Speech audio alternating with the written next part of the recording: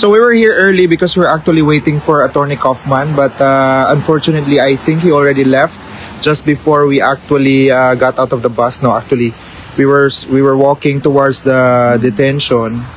Tapos yung sasakyan ni Attorney Kaufman has already left. So Alvin was about to ask him, you know, things to the progress of the case, because apparently, as we all know, for those who are not actually still informed on what is actually happening, there's, I think, a new prosecutor that's going to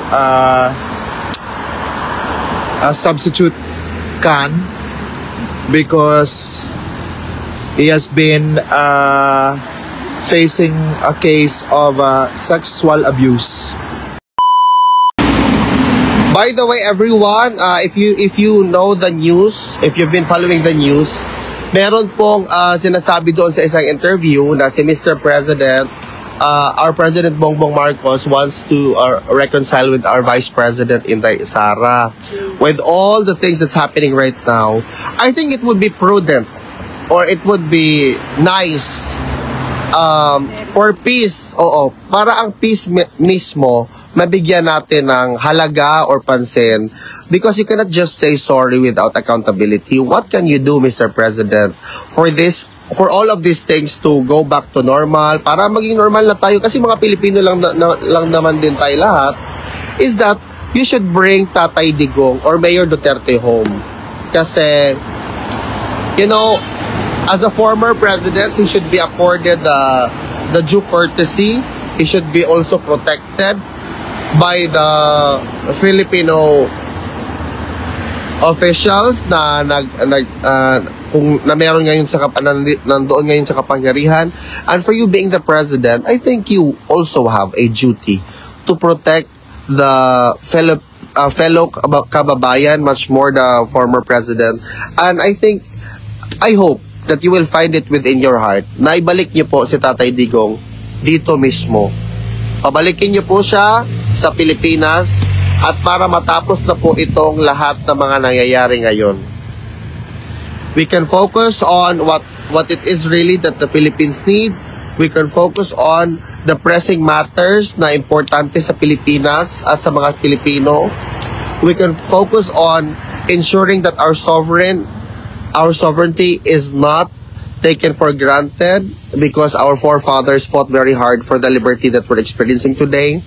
And I hope that you will find it within your hearts to call on to all of your cabinets and all whatever it is that you can use in order to bring the former president back to the Philippines. Yun lang po. Doon po muna tayo magsimula, and then we can talk more in greater details kung ano ba dapat, what is it that you're trying to reconcile for, or what is it really that you're sorry for. Bilang isang law-abiding citizen and an ordinary Filipino, I hope that this call, you will heed upon this call, one of the many millions of calls from the Filipinos na dapat pauwiin si Tatay Digong sa Pilipinas, because that's what he deserves. He's already 80 years old. Yun lang po sana ang ating gawin.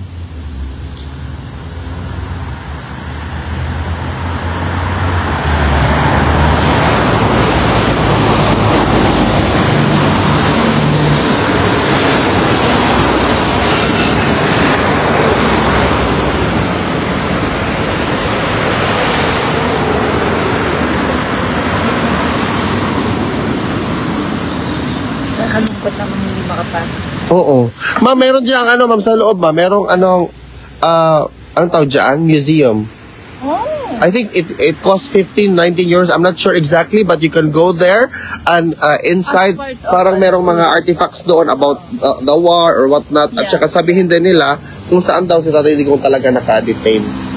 If you want, that can be an excursion for you. Maybe, yeah. Before going home, isa yun sa mga excursion na dapat na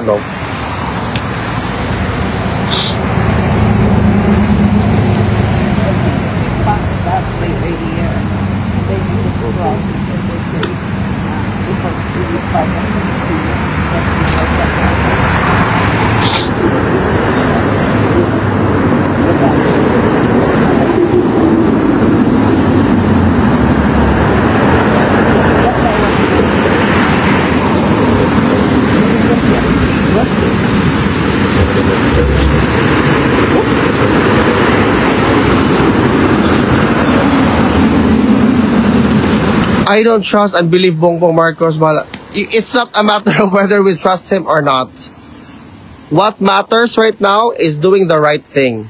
And the right thing is to bring our former president, now mayor of Davao, back to the Philippines. We cannot resort to personal attacks or whatnot. Our emotions are irrelevant in this matter. The most important thing is for Mayor Duterte to be brought back to the Philippines. Doon tayo magsimula pagkatapos. Then we talk about what went wrong, what could have been done better, ganito ganyan. But for now, the most important thing is this is very much evident as well, especially if you go back to the Philippines. Your lens is European. Pagpunta mo, when you go to the Philippines, you will see things like, why are things done like this? Because it happened to me when I went back to the Philippines. Grabe ako na. Sabi ko, hala, parang wala nagbago. Because life here is so fast, diba? When you go back to the Philippines, you'll go back to the basic. And then you realize you have done so much already for X amount of years.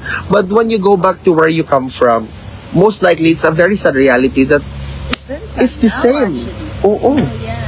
It's even worse sometimes. Yeah, it is.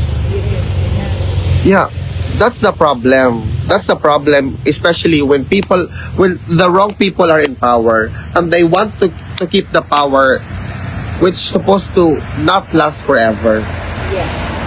One day. But honestly, one day, you will be very, very proud of yourself because when history will judge what it is that we're doing, you can say it for yourself with confidence that I was there. Yes. Honestly, because of all of the kadu and all of the drama and everything under the moon and the sun, I was there. I also was there in solidarity. I was present when that problem occurred, and I was there to be part of that movement. We're just lucky because it's not that fun. Exactly. I think that's true. That's the right word. We are so lucky that it's just so happened. We are in the middle of we are in the middle of it all. For us, we are also privileged. We are very privileged that we are living in The Hague and that we can do this and that we can represent the millions of Filipinos who would have wanted to come here but they couldn't because of X number of things. Yung kanilang effort time sometimes is very precious. May yan sabi na, it's a waste. Yeah. What can you do? Here, for our own way. Yeah. That's why when Filipinos also watch or follow us live here, and even kadlawon na dito ate, it's already like early in the morning. Hindi, Tagalog nga siya. Kaya kailangan ko i-switch ang gears ko talaga na mag-Tagalog. Kaya madaling araw.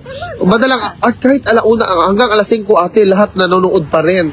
That's why I feel like I need to be responsible enough in ensuring that the information I gave them are reflective of what's really happening here. Because that's what they want. That's what they need.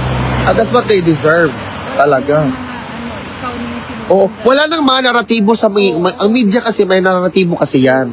What it is that they want to feed the Filipino people. On the spot. Oo, yun sa akin wala. Yun lang talaga. Yun lang kung ano yung nakita nyo, yun lang. Yeah.